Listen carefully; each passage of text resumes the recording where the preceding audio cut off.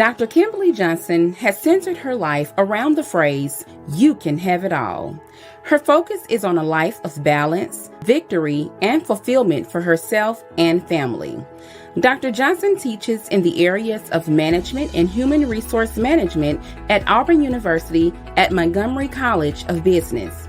Her experience in higher education spans 16 years, including teaching, service, research, presentations, and publications. Dr. Kimberly Johnson and Bishop George Johnson founded the Way of Success Christian Fellowship in George Johnson Ministries.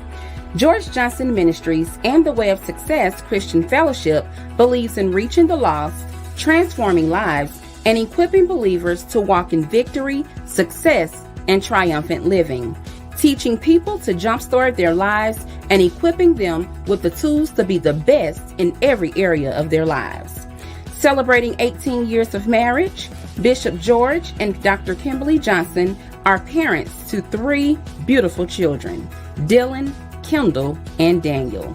Ladies and gentlemen, Dr. Kimberly Johnson.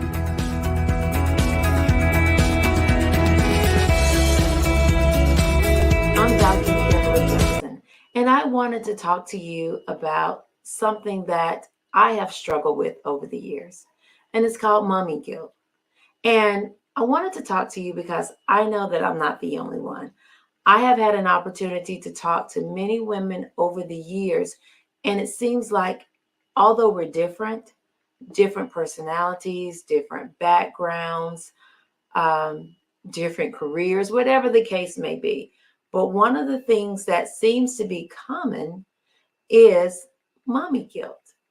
And you might say, what in the world is mommy guilt? So let's break it down for a few minutes.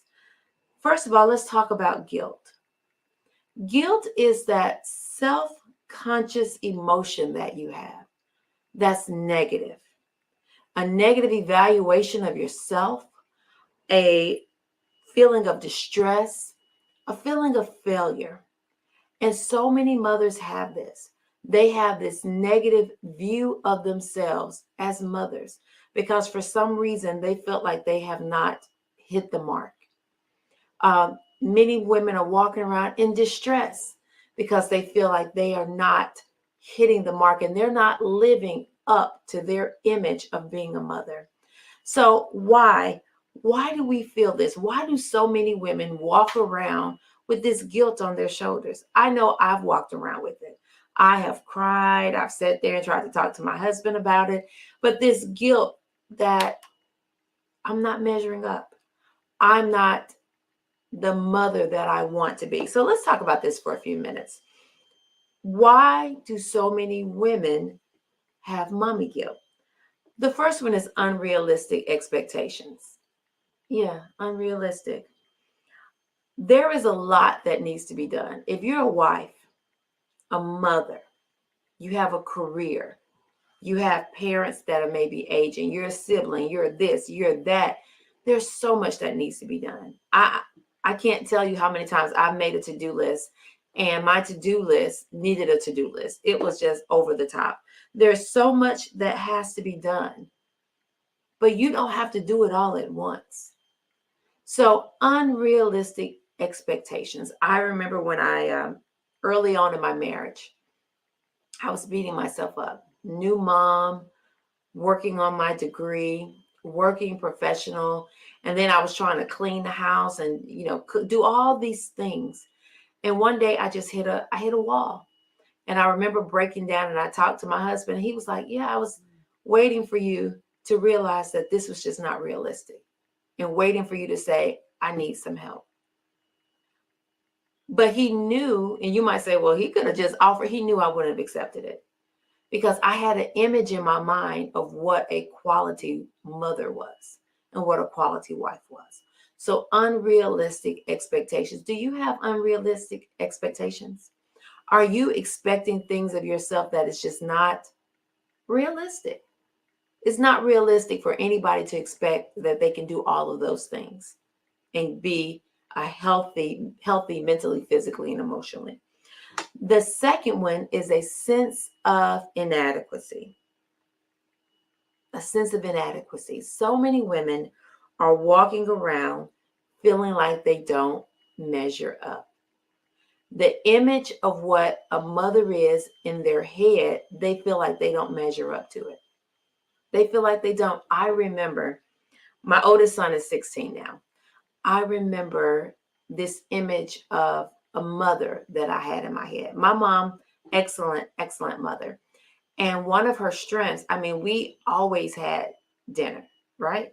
I mean, she wasn't running to pick anything up. It wasn't fast food. She cooked. And when I tell you you had dinner, you were going to be sitting down eating no later than 6:30, the absolute latest. And I remember once I got married and I had my own family and I worked, I tried to replicate that in my life. I mean, my mother, she had a schedule. You were going to be eating by 6:30. I remember we got up, she cleaned the house on Saturday morning. I mean, I could run our house like a clock, my mother's home like a clock. And I tried that. It it didn't work for me. It didn't work for me. So I felt about this big. And then not only that, but my grandmother, I mean, was excellent cook, and she provided these wonderful, if you've ever seen soul food, those wonderful meals. And I tried that. It didn't work for me. And I didn't feel too good about myself. But I began to realize that, hey, you know what? It's this sense of inadequacy. Who said that in order for me to be a good mother, I had to be that, I had to live up to that particular image? The other thing that kind of goes along with what I just said is comparisons. Looking at other mothers and judging your performance on what they do. Now, we all talk about, we tell our children not to compare themselves. We all know, don't compare yourself to somebody else. But ladies, we compare ourselves. We compare ourselves to the mom who seems to have, she cooks, her home seems to be together. Oh, this particular mom, they don't do, she didn't have, video games and things like that in her household. I was talking to one lady one time. She's like, we have minimal screen time. We don't do screen time in our home. And I was like, oh, okay. We don't do screen time. And somebody else, we're always outside and we do these kind of activities. And I was like, wow, because we do screen time at my house. And I'm not saying we're not active, but we're not necessarily hiking. And then I was talking to one other mother and they were talking about how easy it was to make all these wholesome meals. And she was a soccer mom too. And she's like, I pack it and you pack it this way. And we have fresh fruit out at the soccer field and hummus and this. And I'm like, oh, it stressed me just listening to this meals that she packed for her family going out onto the soccer field. But I had to realize that, hey, why are we comparing? We tell our kids not to compare themselves, but we as mothers, we compare ourselves. We compare ourselves to other people and we don't know the dynamics of their lives.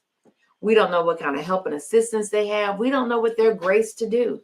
So stop comparing. So how do you overcome mommy guilt? How do you overcome having unrealistic expectations? How do you overcome comparing yourself? The first thing I learned, one of my colleagues many years ago was a mother of three, just like I'm a mother of three, working professional. We both have our doctorate degrees. Both were in administration. And she said something that I have remembered all of these years. She said, I had to get to the point where I had to redefine what being a good mother looked like in my household. I said, what?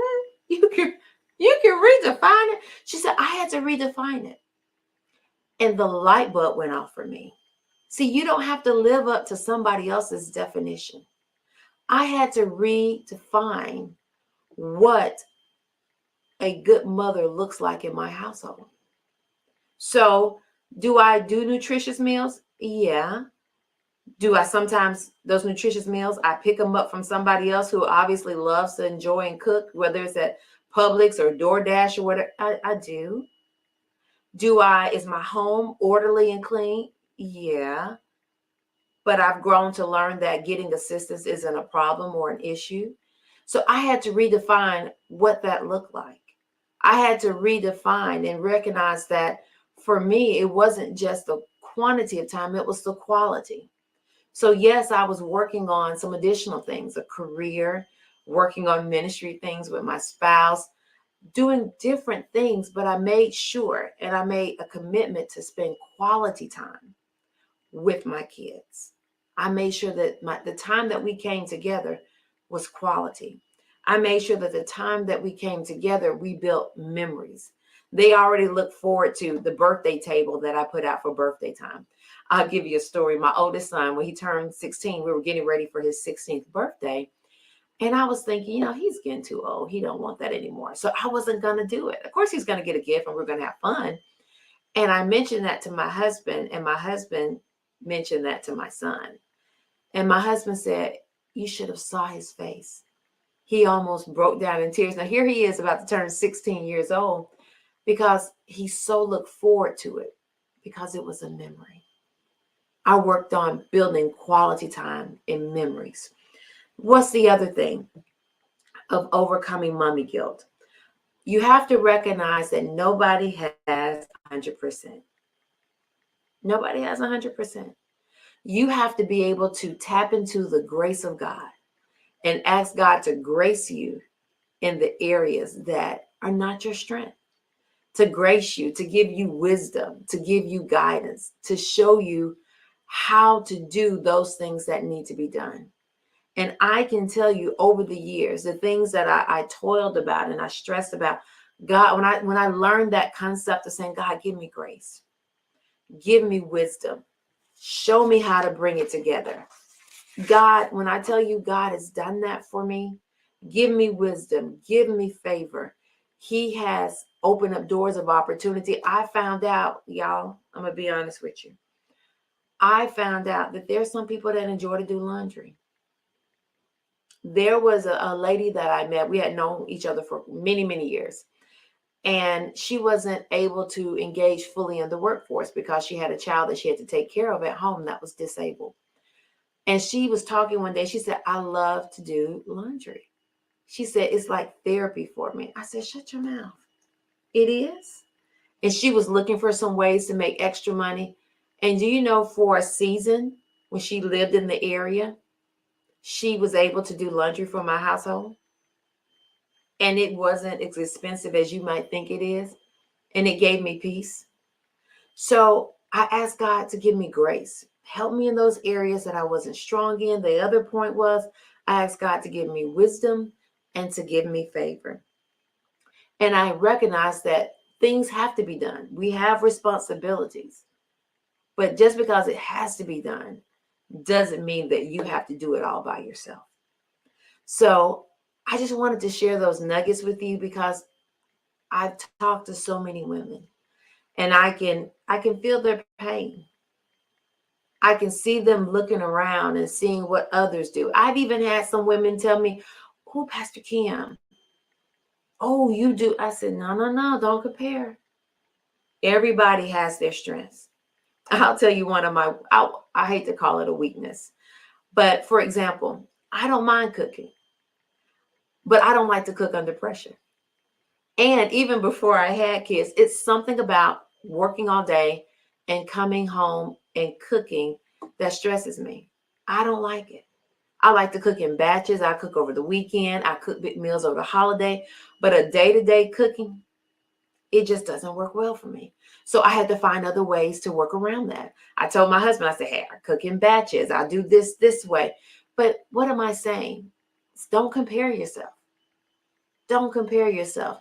There was one young lady I was talking to. She was gifted with, she make her kids outfits and make their birthday cakes. I could make a birthday cake, the box one, but her stuff was the good stuff. Well, she had went to the bakery shop and she could do the little flowers in the look, no. You need to define what being a good mother looks like in your household and for your family and for this season in your life. The biggest thing that you should be concerned about is making sure that you're giving your family, your kids, what they need. And you know one thing that they need? They need a mother that is mentally, physically, and emotionally healthy and strong. And so I just wanted to share that with you. I'm wishing each of you a happy Mother's Day. You are amazing. Sometimes we miss the mark, but who doesn't? Take it, be a little bit easier on yourself, a little bit more gentle. Your children are going to be blessed. They're going to be fine. You pour into their lives, and you can sit back and rest knowing that you've done what you need to do. Guys, I just want to say happy Mother's Day. Get rid of the mommy guilt. Be all that God has called you to be, and you have a blessed day.